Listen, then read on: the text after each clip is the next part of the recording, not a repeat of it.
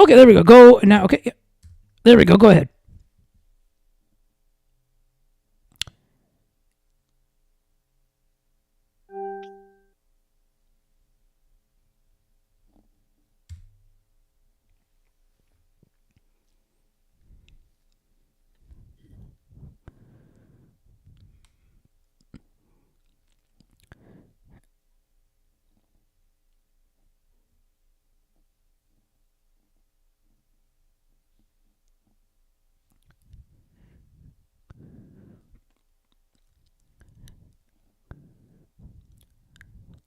Good afternoon. Today is Tuesday, August the 4th, 2026. Thank you so much for tuning in. And we're going to discuss the Rogers radio station closures, and we may get into some politics around here too. You never know what happens around here. I am joined today by Becky Coles from beckycoles.com. Becky, thank you so much again for hopping in. No, thanks for inviting me back. It's always nice to be invited back somewhere after you've been here once. And I hope we talk about the Blue Jays too. Oh, we will. Let's do it. Okay. Let's do it. Let's do it. We will. We will. Yes. And you know what? I want to start with your initial reaction. See, all this kind of tied that the day before these 6 station closures happened, Rogers had announced their plans as to what they were going to do to buy the 25% of Maple Leaf Sports and Entertainment. And when you saw that, what was your reaction? Did you feel that they would, or did you did the thought occur to you that they're going to close off or sell off some stations? My immediate reaction was, well, how the heck are they going to pay for that? And then sadly, it was answered in short order how they were going to pay for it. But when I first heard it, I just thought, well, I guess, they're making a move. And obviously, I wondered how they would pay for it. But I also just thought, well, like, they got somebody in there moving things around like a shell game or something. So I figured that they had figured this out. And obviously, they had, but not necessarily in the way any of us would have liked to have seen. Yeah, exactly. And then, of course, the next day, they closed down. Then they shut 6 stations down, including 570 News Kitchener. Yeah, and I didn't know a lot about 570 News. Like, obviously, I'd listened to it off and on, but I didn't listen to it as regularly, obviously, as you did. And so when I was listening to your other guests that you were talking to about it, it kind of gave me a really good primer on the history of the station and just what a big role it was. And like I say, I understood it was it had a big place in your community, but I didn't understand just how much. I guess I was ignorant to that, or just busy listening to other stations. I don't know, but I think I was kind of like how a few of the people you spoke to, I think it was Matt Kundle that says, like, surprised, but not really.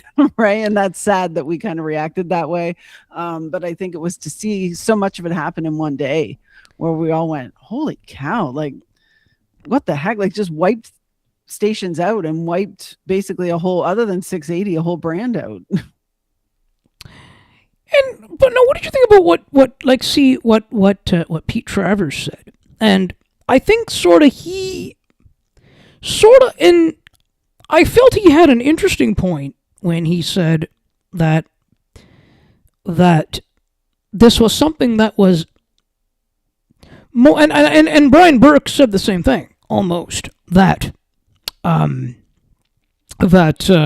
this was planned, that it wasn't like that they just one day said, oh, we're going to shut them down.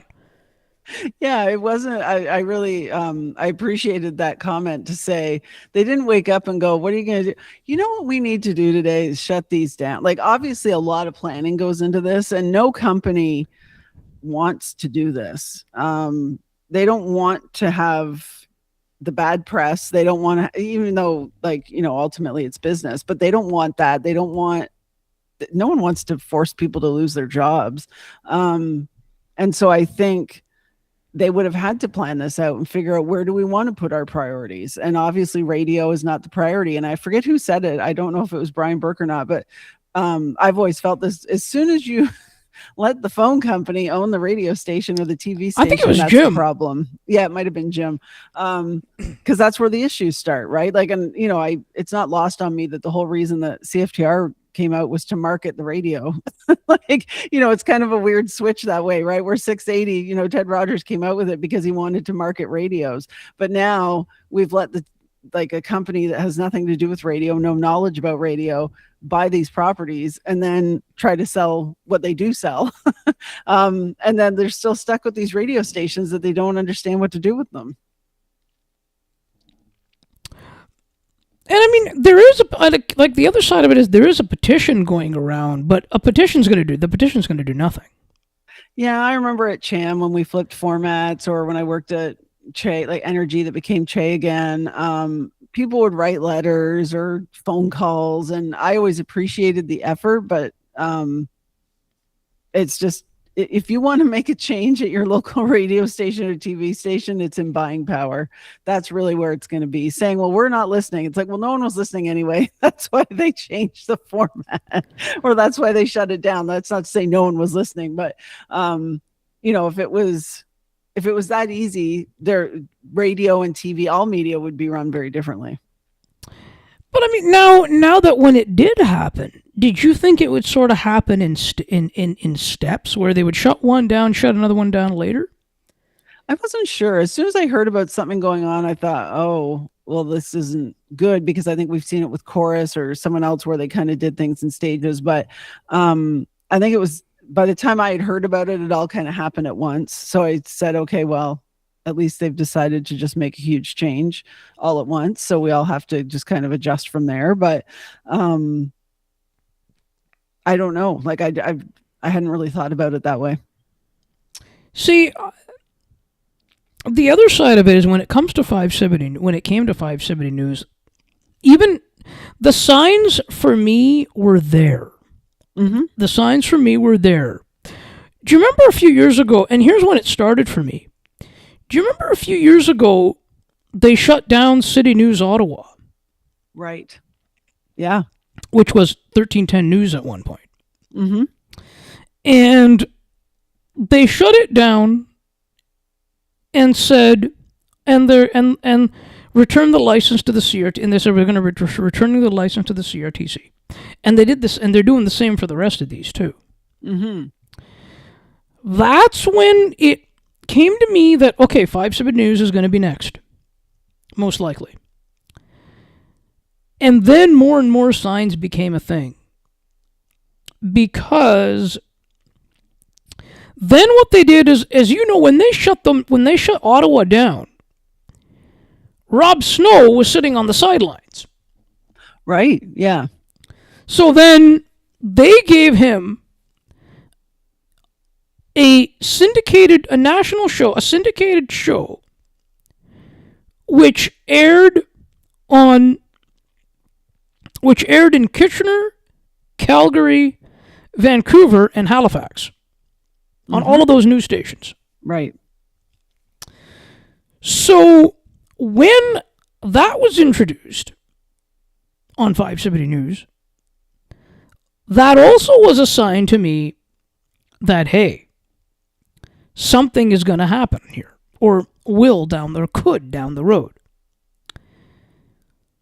But the idea came, there were a lot of changes to that particular show. Because how that show started was 1 to 4. And of course, then 570 News ended up pivoting back and going, okay, we're going to only pick up we're going to only pick up 2 hours of the show. Oh, right. Was it you and Polly were talking about that? That's right. Yes. Yeah. Yeah. And I thought that was interesting, where you kind of went, okay, well, the beginning format was interesting, and now you've decided to cut the 2 back. And then that's when you guys started talking about call-in segments, and you thought that's all he did on his show, because, you were only picking up feeds, right? That was pretty funny. But I think that's the thing, right? So technology, and I appreciate that technology changes, and that changes how things are done and everything else. But I think radio is a medium that for whatever reason, in most markets, especially if you've got big corporate running it, they just choose to sit there and be reactionary, but they're always reactionary in the worst possible way. So they go, everyone's doing a podcast, we should do a podcast. Okay, so let's just slap the 3 hours of the shows up as a podcast. Commercial breaks, talk break, or traffic break, doesn't matter. It's like, no, you should edit it, or you should make it something like, give me a reason to listen to it, because no one's listening to a 3-hour show later in the day, right? Like, in general, most people don't do that. So I think I don't. kind of, right. And so I used to. Right, but now you have better things to do. Like, you know what I mean? Like, our time is precious. So if we aren't able to listen during the day, we want to be able to tune in, or, hit play and listen to the stuff we missed, and listen to, let's say if there's a round table. Oh, I wanted to hear the round table. Oh, Jerry normally talks to this person. John Moore talks to this person. Ben talks to this guy. I want to hear what was said, and then I want to move on. And just slapping up 3 hours is not a good podcast. Like, nobody except Joe Rogan, I don't think anyone does like an opus of a podcast like that and actually gets listeners. But also, how many people listen to the full show? Probably not that many. So I think you saw that in radio a lot. Like, well, everyone needs a blog, so then everyone had to blog, and then it was, no, everyone needs social media, you need to be doing this, we're all on Twitter, and then, no, everyone needs a podcast. And so they're just trying to react to what's going on. And we should all be on TikTok, even though none of our listeners are on TikTok. So I just think that it's unfortunate to see where things have gone, and that I think you need people that understand radio to program it and to make the decisions. And I know that I saw a lot of arguments back and forth about radio's dead, radio's not dead, but I think radio has forgotten what made it relevant, which is the people. Yep. I can listen to music, I can listen to sports, wherever, but if I want to hear some, like, when I was growing up, I'd listen to Tarzan Dan, right? Or Jesse and Jean. Like, those are the type of people that I listened to, and I enjoyed what they were saying. So that's part of it. And I think everyone's forgotten that, because everyone has a jukebox in their pocket at all times, unless they don't have a cell phone. So I just think that they need to remember that, and they need to remember that people want local stuff. I know you and Brian really talked about that a lot, that where can people get their information, and what do they find interesting? And I always wondered why at 1010, and you see every radio station do this, but at 1010 we would do the weather so often, and I thought, everyone's carrying a forecast in their phone. Like, that's the other thing, right? If someone goes, well, what's the weather going to be today? Well, I'm going to wait till John Moore tells me the weather in 10 minutes. No, they're going to pick up their phone and look at it. But there was so much focus on that, and that's not to say you don't talk about it. But I think Brian Burke brought up a good point too, where no one pays attention. Like, someone came to him and said, I didn't know there was an election. And he's like, how did you miss it?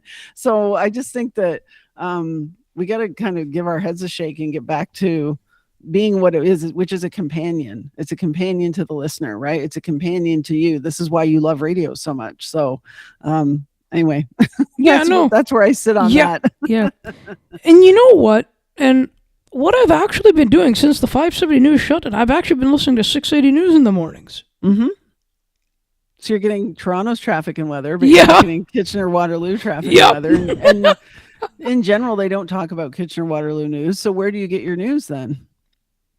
Can I just... I don't! Well, isn't that sad? I don't! That's sad, right? That you don't have a trusted source in the area that you can get your news from. Now, you're tech savvy, so you can look up stories and everything else, but not the same, right? It's not the same as someone bringing you the stories that you should know. Yeah, no, and I'm not going to pay for the record. I'm not paying for the record. No, and no one's paying for newspapers. That's it. It kills me when a newspaper, the major story, they'll put behind a paywall, and I go, well, I don't need it badly. I still don't need it badly enough to pay you for it. So I'll just live without it then. No, exactly. See, that's another thing. Like, here in Niagara, we had all this heavy rain and flooding and everything else. And it was the Niagara Falls Review. I forget who it was, but there was a big thing about support for the region, and the fact that we declared a state of emergency, and it was behind a paywall. And I thought, well, okay, like, really, a lot of people are not going to pay for that. They're just going to find it, or they're going to use one of those backdoor sites that gives them the site, the news site anyway. Yeah. And you know what? I also, and I tried listening last week to CKWR, which did come up as well. But I didn't. It's not the same. No, and I think what everyone has to do is remember that like a business decision leaves emotion out of it and leaves common Exactly. sense out of it. Yeah. Yeah. Right. Yep. So what we know is needed in a community, or what we know should be happening, is very different than someone who's working on the numbers, what they're looking at. And that doesn't mean it's right. It's just when people say, well, what are they thinking? Well, they're not. They're thinking that this is a good line item to cross off, and that saves them however much money. And that's the end of it. There's no, oh, well, how are people going to know about forest fires? How are people going to know about hurricane season or snowstorms or rain or anything else? Or, and not everyone's on Facebook. Like, I think there's this weird belief that, well, I'll just post on Facebook and everyone will see it. Well, no, there's an algorithm for that, but also not everybody goes on there all the time. I go on it once or twice a day to see what's happening, but otherwise I'm not as engaged in it. So I would miss things potentially.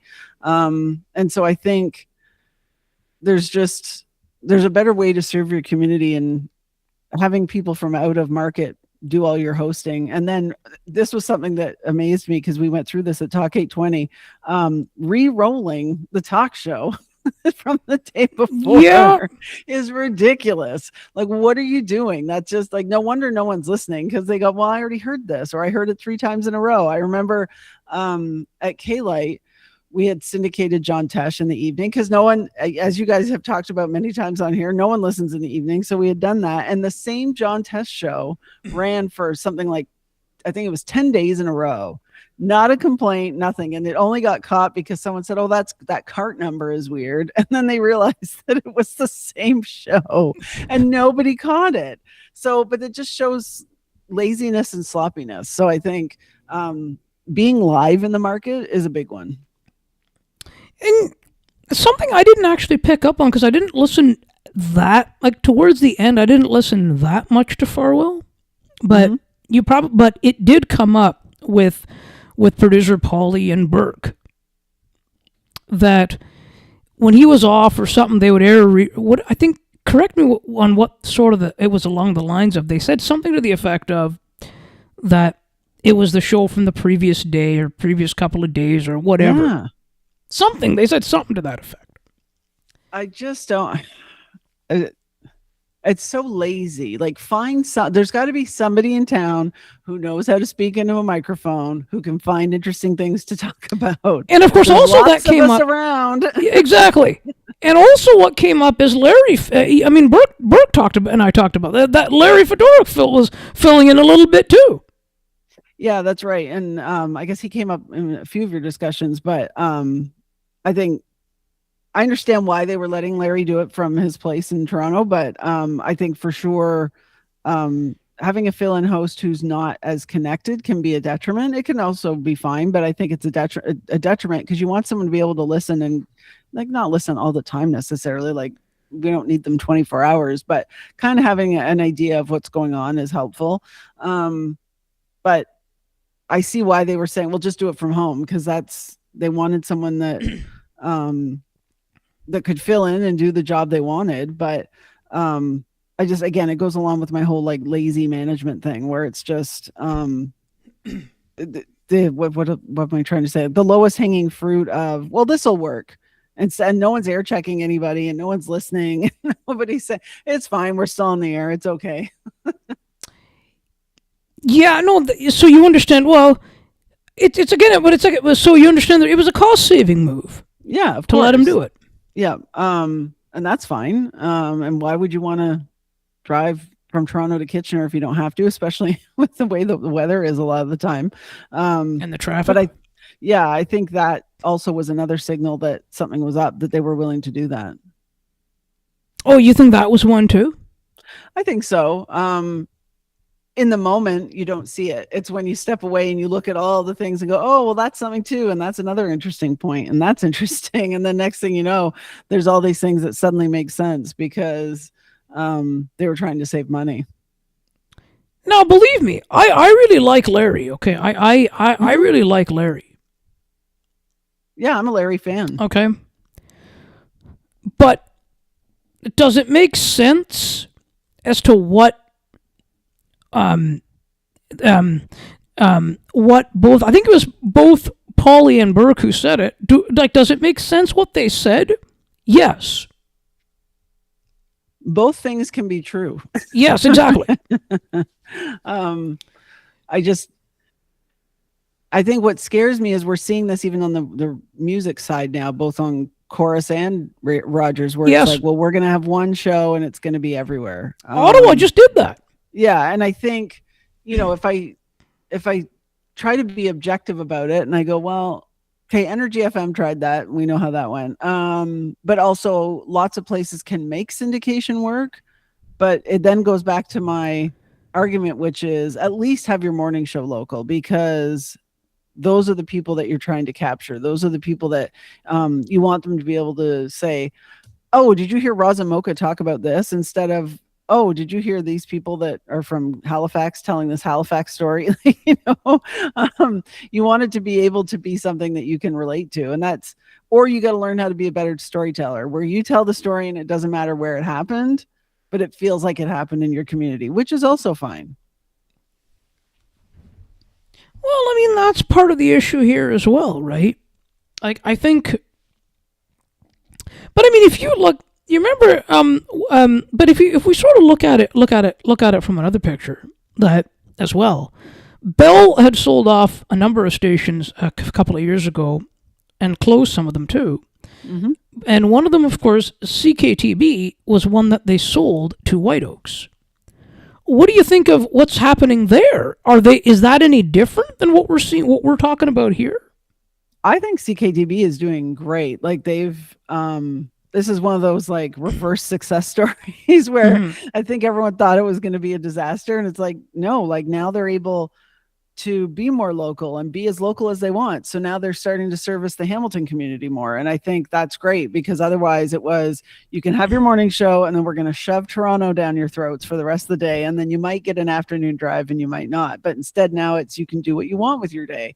And so they've brought in Jean Valite, right? Like, yes, it's really cool what they're doing there, because they've been able to stick to their local Niagara first, Golden Horseshoe second, and then everything else. But I like what they're doing over there, and I like that they're able to do that. And I think under the rule of Bell, it was never going to happen, because it was just too much corporate marching orders. See, I think they do. I think they still do Bell Media programming in the middle of the day. I think they do too. Yeah. But I think also they gotta. I think they're trying to build it properly, because it is expensive to run. This is something people don't understand. Talk radio is expensive. News radio is expensive. And so I think they're doing it the right way. Still takes some of that programming, but then otherwise, like, who's to say if they can get that revenue up and be successful and not get other people in there? Like, I think that's great. But how are they allowed to air Bell? I don't know how they're being allowed to air Bell Media programming, because they're not. I don't know either. I don't know if it was some kind of arrangement, like, I guess I should find someone that I know there and ask them. Or actually, Trafford's on with Gene. I should just. That's right. He is. Yeah. I should ask him, because that always interests me when things get sold and switched around, but some of those agreements are still there. Yes, yeah. You know, I'm a big fan of Trafford. He's got so many radio stories, like just like I could listen to them forever, even the stories I've heard before, because he's so good at telling the stories, and he's worked with such incredible people for so long that I always enjoy it when I can prompt him to tell a story. Oh yeah, no, he's really, really good. Yeah. He's really good. And but I think too, see, when you look at where things are headed, and like where are we going to sort of like get that sort of trusted news? Yeah, you're right. Now there is no, other than 680 News, there's no other place I go to check the news. Yeah, and that's a problem. And I don't know how you fix that, but I also think we're in this weird, bizarro world where people believe anything they see online. They go, no, I saw it. It was reported. It's like, no, that's the Onion. That's not a real site. And even I look at stuff, and as soon as I see a video now, I assume it's AI. If it seems outrageous. Yep. And I look, and then I think to myself, well, who posted this, right? Like, if whether it's a picture or a video, I go, okay, first of all, who posted it? Where did they get it from? And then I really have to watch the video and decide, because it's looking so realistic now. So people go, no, I saw a video, this happened. It's like, no, that actually didn't happen, right?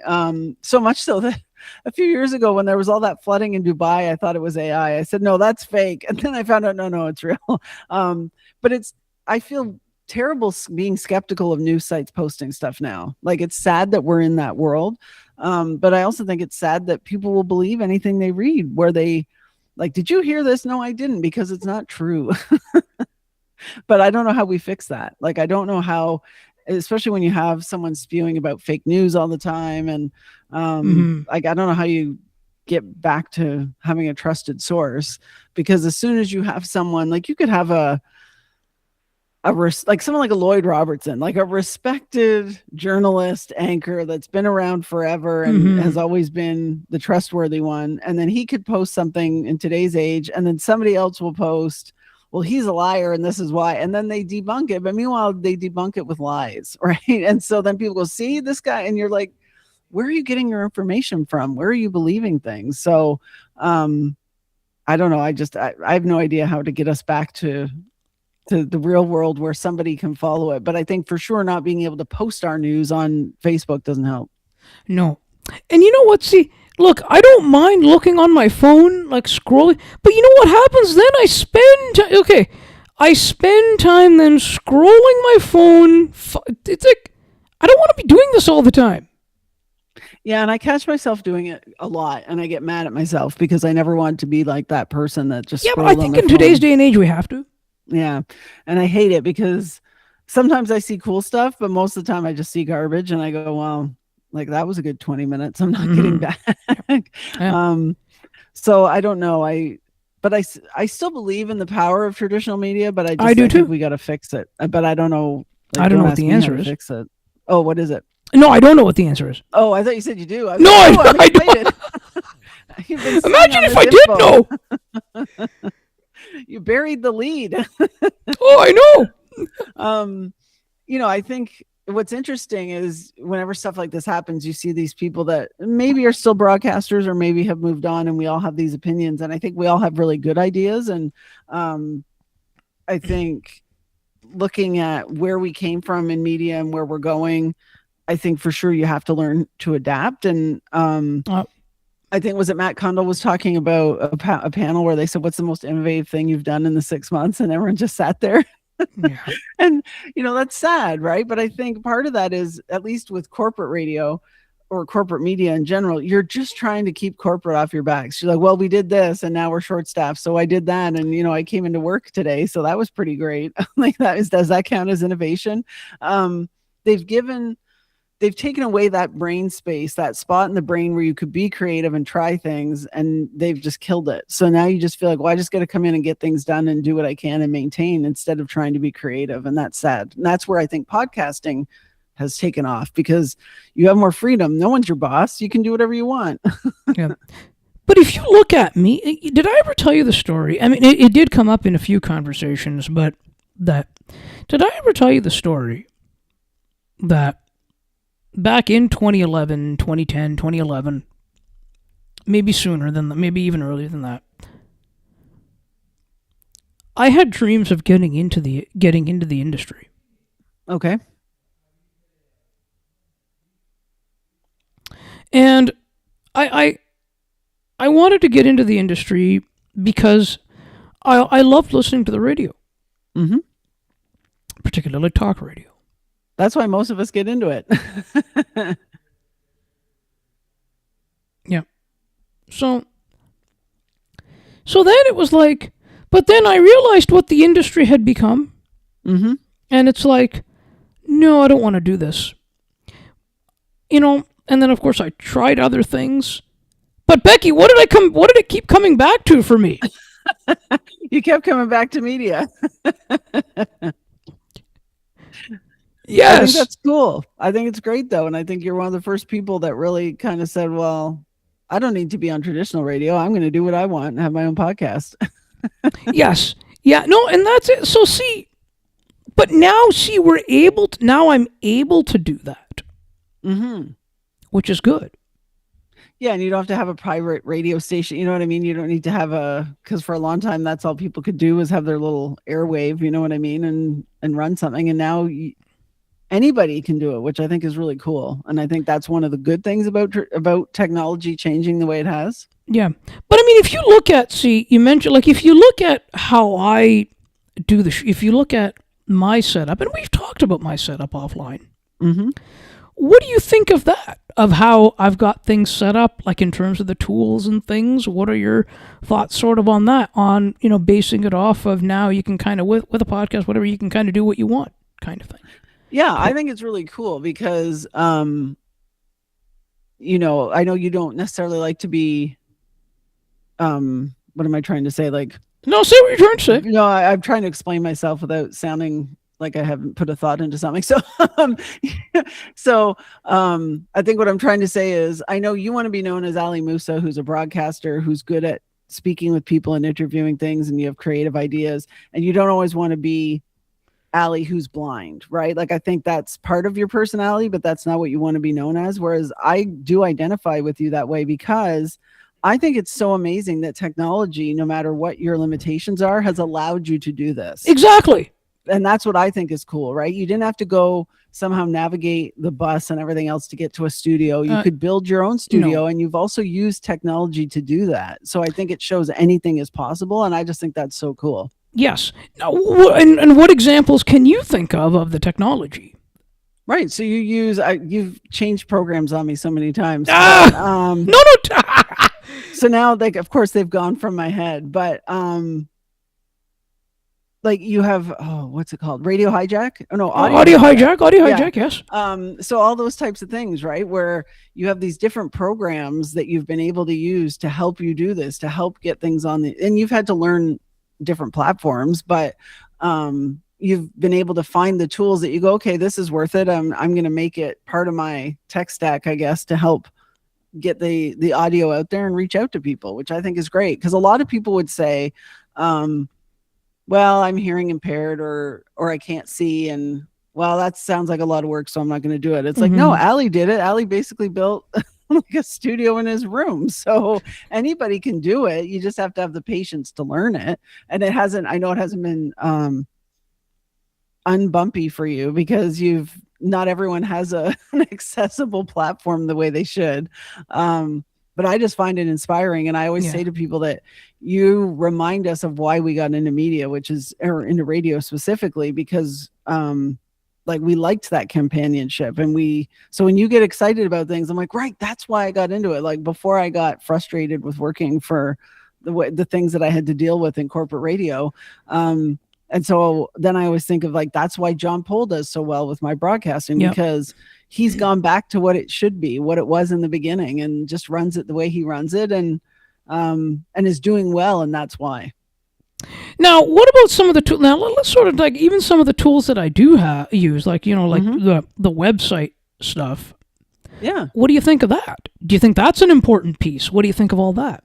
Yeah, I think you could do things differently, but I don't think it would be as effective. So you've got the website, right? You've got the way to book an appointment for whichever show you want people to book for. You have the different tools to help you record it and then get it up on the internet so people can hear it, right? or watch it if they want. And so I think I would assume you have a mixer. I've never seen, do you have a mixer? No, Okay. I don't have a mixer. So all this, everything I do here is all software based. Like even things like the intros and things. That's software controlling that. I've got so like a hotkey. Yes, I've got buttons. And actually, it's developed by the same company as Audio Hijack. Actually. Oh, okay. See, there you go. Yeah. And that's the thing, though. You don't need a mixer anymore, like a hard copy of a mixer, because software will allow you to do that.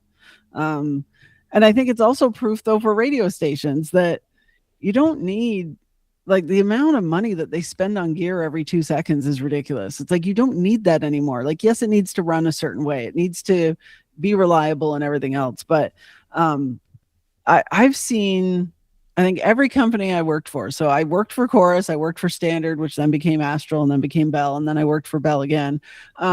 Just endless amounts of money being wasted on stuff that didn't need to be wasted on, I don't think. Yeah. So you said without the website, there are other ways that I could make it that if I wanted to, there are other ways. Like, what would you say? What are those sort of other ways? I wouldn't suggest them, but No. because a lot of people will default to Facebook, right? Or they'll Yeah. default to another way to run it. But I Yeah. think a website, everyone's used to a website. Right. So unless you want to go through and build an app, but not everyone wants an app, and not No, every I don't phone want to can do that. handle an app, right? Well, that's what I'm saying. So I think a website is straightforward. It's easy to fix. You can build something new in the back end and then push it forward. It's not like you have to be doing it in real time. And like I say, we're all used to using websites at this point. So why would you do anything different? And that's probably Yeah. that kind of goes back to what I was saying with radio, which is, they all decide, well, they all need an app. So then but they can't all be like, their apps are ridiculous. So they've got iHeart and they've got these other ones, and there's no consistency, right? And they're clunky. Like I find the iHeart one, I don't like it. I don't like it at all. And I also find that no one knows what that means. Like that's the writing on the wall for me when it comes to Bell, is partnering up with iHeart, and nobody understands what iHeart is, right? So you say, use the iHeart app. No, have a Bell app. So there's a station, lots of people do this, but I'll use the example of the one I use all the time. So there's a TV station in Buffalo, WGRZ, it's channel 2. They have an app, and what they do is everything's on the app. You can find whatever you want. You can stream on the app. You don't have to pay extra to stream on it. They send you breaking news alerts. All their stories are on there. The weather is on there. Everything you need. You can watch anything. It's like, video podcast basically on there. And I love it because we live near Buffalo, which is why I'm quite attached to it, because their weather is more accurate. So, and I get to know what the news is down there. But but they have they've done it right. So they've built it so that it's user friendly. And then also what this does is, so the golf goes on channel 2 on Sunday. Well, if I want to know the news, my news isn't preempted completely. It is if you want to watch it on TV, but otherwise you can go on the app and it's on the app. And so instead, what they do on radio is they go, well, we had to run a Raptors game tonight, so you don't get to hear any of the stuff you normally hear. So we're playing this, or no, now we've decided to take this, or we've dropped out of this podcast, this press conference, because we've decided nobody cares about it. And you go, I care about it. But, and so instead of building their own app that works for them, that works for everybody else, and I realize there's money and time behind that, they just kind of slap together this clunky thing. And I go, well, I can kind of listen, but kind of not. I can't vote and do all the things that I want to do on there, even though you say I can. So people give up. So I don't know why they do that. They could spend a lot. It would cost them money, but it would get them money in the end, because people they'd end up with more P1s, I think. Yeah, exactly. Yeah. Now, speaking of the website, what do you think of the way, and then we'll talk a little bit about the trade deadline, but what do you think of the way I've got it built now? You notice I came from 4 sites. Yeah, I think the website looks great.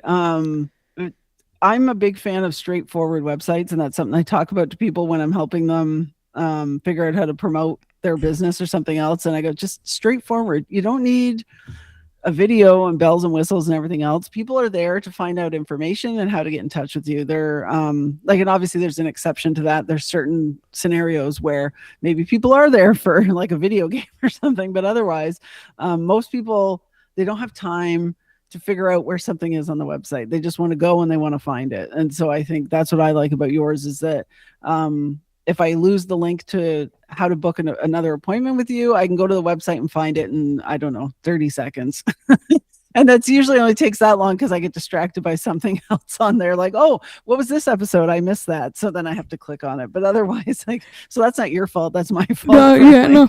Squirrel moment. And what about having that? What about now the workspace side? What about that piece? What do you think of that piece, which now also allows, because what Workspace allows, as you know, but for those that may not be aware, is different from a personal Google account.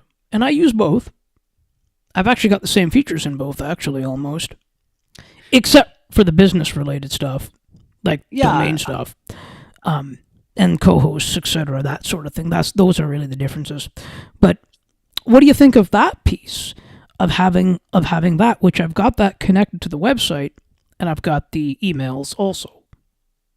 Yeah, I think that makes sense because it makes So, it easier for you. do you think it's good that I've got it like that, or would Yeah, you? because I think for you, um, like it's hard enough to keep on top of everything, but with the added dynamic of you can't see what's going on, so you rely on and I don't know what their back end assistance wise is like for accessibility, but if you were also trying to then add in another platform or try and figure out the workspace another way, I think it would just be one more thing for you. So I think it allows you to keep it straightforward, which then allows everyone else to be able to navigate what's going on easier. Yeah, right. And but do you think having that Musa Slobodia Network mail account is better for the brand? I always think it's good to have, if you can do it, and like an email that associates with the brand, because certain stuff you go, well, I don't want to hear about it. I'm in this one or the other one. So I think, even though there's an added cost to having for however many seats, I still think that it's better to kind of have that differentiation. Um, and now with that Google lets you do aliases and everything else, like why wouldn't you have two, even if it comes to your same email address, like why wouldn't you separate it? Because Yeah, yeah, um, some people might know it as Ali and Makara, and then other people just know it as Ali or Makara. So then it's like, well, who are, like, if they're new, they don't understand. So like make it straightforward for people and then they can figure it out down the line. But while they're still figuring it out, everything needs to be straightforward. That's how I look at it. yeah. And you know what I did for a while, and I'm going to go back to this is mail that came in comes into the Musa Slobodia Network mail. I had it set to forward to the Gmail, and then in the Gmail, you can add like in the accounts and import, you can add a send mail as. Yes. So I added the Musa Slobodia Network mail in as a send mail as, so that way I don't have to keep going back and forth and between tabs and whatnot, and keep checking both individually. Yeah, and I've started to try and do that too, where I need everything in one Yeah, spot. exactly. There's too much going on. I have too many emails that I have to Yeah, use, like, for different places I work. So I'm really trying to streamline, and especially as you say, okay, well, I'm I want to create a new email address, right? Basically. So then you go, okay, well, now you can send it as something else. And it's just so much easier than, well, okay, now you got to forward the email here and I didn't get it. And anyway, like, it's just, I need to simplify. Some people like chaos. I do not. yeah. No, I don't either. No, no, that's it, It's right? too much. Yeah, and did you can also add like Google Groups and things as well. If you want to do like a feedback thing, you can have a feedback group. Oh, right. I've never tried that, but Give I've it a seen try. it Give on it a try there. sometime. Yeah. Yeah, give it a try. Give it a try. I'd be curious to hear your thoughts. Mm-hmm. Yeah. I think, I know there's lots of opinions if Google is helpful or not helpful, like the workspace, but I think, and I've never done this either, but I suggest people go through and actually look at what it entails, because it has a lot of features and I don't even know what half of them are. Usually I figure it out because I need to change a setting and it goes, oh, that's where you set this up. I go, okay, well, now I know. That's good to know. No, honestly, workspace is one of the most important tools. Mm-hmm. Because it makes certain things. You see, this is what I've really appreciated about Google versus the other platform that we used to use. Mm-hmm. You can say what the other platform is. I don't remember. Are we talking about the Z one? Yes. Okay. Because you use so many platforms. I might badmouth the wrong platform. I'd hate to give bad review for a platform that didn't deserve it. That's not fair. No, I get it. No, the Z one's what we're talking about. Okay. So on Zoom, you mean? Yes. Is that there's no in between. There's no like in between plan. Right. Okay, there's no in between plan. Yeah, you're either all in or you're not. Yeah, exactly. And honestly, and I used less than 1% of what was in my plan. Wow. Only the longer meeting. I'm like, what the heck's this? Jeez. See, that's ridiculous. Whereas with Workspace and Google One, I use, which is now AI Premium. I use 6 of the apps that come with Right. the plan. And that's the other thing, I think sometimes I look at what Workspace offers and I think, well, Yeah. this might not be 100% how I want it, or this is interesting, or I got to figure out how to tweak that. But because it's all part of it, it's one less subscription I have to pay for Yeah. elsewhere. Yeah, exactly. So, like, even you and I talked offline about how Google Calendar works for scheduling appointments. And sometimes there's little weird things that it doesn't do that others do. But I'm fine with that because overall Exactly. it's great. Yeah, So I'm no, willing to exactly. put up with it. Yeah, and if you have to use something like Zapier to fill the gaps, and I know it's another subscription, but if that's going to help you, then why not, right? Yeah, and I think that would be a better use of money, is something like that that's going to help you with it, instead of, well, I do this here and I do this. It's kind of like the whole BlackBerry thing, right? Whereas BlackBerry was trying to be everything, and I think that's what Google's trying to be, is, okay, let's keep you all in one spot. Like, why are we sending you to 5 different applications if we can keep you in one? Exactly, yeah, and it's a really good suite that they've got going. Yeah. See, and that's what I'm seeing, and it's got the same, and it has the same. Go ahead. Oh no, I was just gonna say, I find it interesting that no one's tried to take a run at them yet, like a big run, right? Where you're just like, wow, Well, somebody okay. has, the other platform has, but it's not successful. No, and that's what I mean though. Like, no one's really where you go, oh well, now this is a viable competitor. It's just, I find that interesting that no one's, and maybe they've just said, you know what, it's too late. We can't. No, it is. It is. But then you look at, like, if you look at AI and you've got chat, like chat was the king, and then chat really kind of had a few missteps, and now everyone goes to Claude until they move on to something else. But I think it can topple pretty fast that way. So it's interesting that, well, maybe people are working on stuff in the background and we just don't know about it. Yeah, no. Well, what did you think of the deadline? What did you think of the trade deadline? I knew they would get rid of Gosman for the Jays, and I knew Hoffman would go, and I was surprised that Scherzer, Springer, and stayed around. Oh, and Varsho left. Yeah, so Varsho was a surprise for me. And maybe I'm not as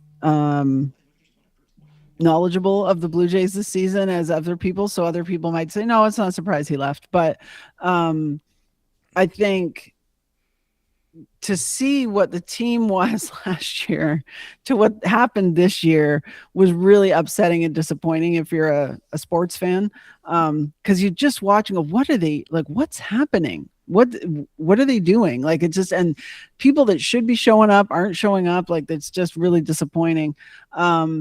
I think Gosman, we knew was going to go. Hoffman, we knew was going to go. It's still sad. I think this is another thing where it goes back to what I was saying before about removing emotion from things. I think when we saw the Blue Jays do what they did last year, I think we were cheering, obviously, as sports fans, but we were cheering for them as friends. Like, they were all friends and family. And so I think we got wrapped up in the emotion of them having such a good relationship that when they lost, it felt like our friends lost, right? Like, we were disappointed for them because we knew that they had gone from a really crappy start to a really great finish, and we all wanted them to do well.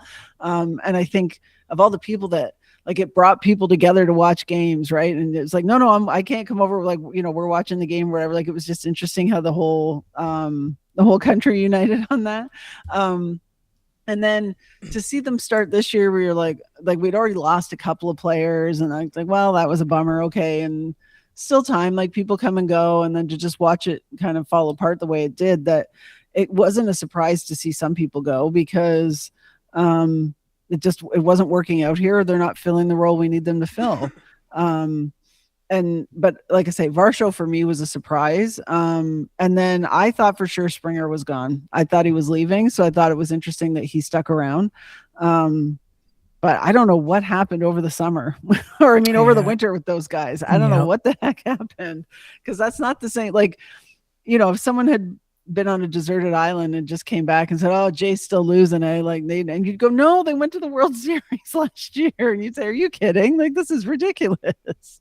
But I don't know enough about the business of baseball, I guess, to really to fully understand. Like I read the articles and then I understand, but just to kind of understand the business behind it. And I just hope that that it can be better next year, because this year was really sad to see what happened. Oh, yeah, yeah, yeah. Well, you know what? Well, there's lots of news and politics coming up in the next few months, isn't there? Yep. So we will certainly be back. We'll do a couple shows before Christmas as well. Yeah, we got to see what happens with those primaries. Oh yeah, yes, yes. We'll do an October show and a December show. Yeah, there you go. Let's do it. Okay. So yeah. So we are coming back. Now I'm back again. As you, I know you see the updates. Yep. So I'm back again on Thursday, August the 6th, when I will be joined. We're going to talk more Blue Jays and Leafs about what this offseason has been with Rod Mahood. Oh, awesome. I forgot. I did read that. But then you said it like well, that's right. That is who's coming up. Yes. So he's coming up on Thursday, August the 6th, 2026 at 4 p.m. Eastern Daylight Time. If you want to tune in live, which I would encourage you to do. And then, of course, we're moving all the way to August the 13th. Can you believe we're going to be there next week? No, I can't. August seemed so far away. Now it's here already. Yes. But it is my favorite time of year because I love school supplies. So you go to the stores and there's like new pencils and books everywhere. I get a little giddy. Oh, yes, yes. And so I will be joined by Linda Steele. Oh, okay. And she's going to be coming up. And we're going to talk some broadcasting. We're going to talk some Oilers. And, politics too. I'm sure. Hard to avoid politics. Oh, I know. That's coming up on Thursday, August the 13th at 3:30 p.m. Eastern. So check us out. And of course, if you're a regular follower, you know that there will be updates closer to it. And we will, Becky, be doing a show again. We'll be doing one real soon too. Yeah, I will go and book something in October as soon as we hang up. Perfect. Sounds good. And we'll be back again. I always appreciate it. And I'm looking forward to the next chat. Thanks for inviting me. It's always fun. Absolutely. We'll do it again. Awesome.